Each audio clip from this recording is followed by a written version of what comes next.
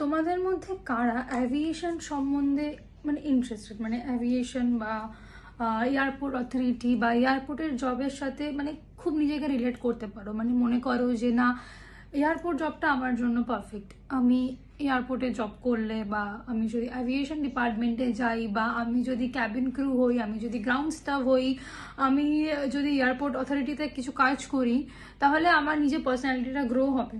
কিন্তু আমাদের সকলের কাছে সব থেকে বড় আমাদের মানে আমরা যারা বাংলা মিডিয়ামে যারা স্টুডেন্ট, যারা বাংলা মিডিয়াম থেকে পড়াশোনা করেছি, আমাদের সব থেকে ভয়ের বিষয় হচ্ছে ইংলিশ।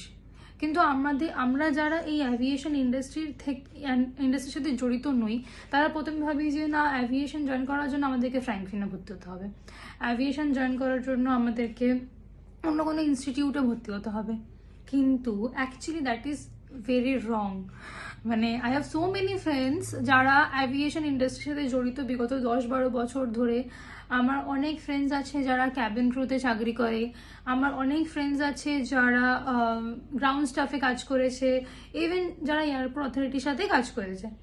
তো একটা মানুষকে ক্যাবিন ক্রু হওয়ার জন্য বা একটা মানুষের অ্যাভিয়েশন ডিপার্টমেন্ট জয়েন করার জন্য কি কোয়ালিফিকেশন লাগে?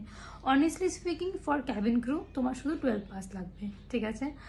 আর যদি তুমি গ্রাউন্ড স্টাফ ডিপার্টমেন্ট জয়েন করতে চাও, কিছু কিছু গ্রাউন্ড স্টাফ পজিশনে তোমার লাগবে গ্র্যাজুয়েশন, কিছু কিছু গ্রাউন্ড স্টাফ পজিশনে তোমার লাগবে 12 পাস।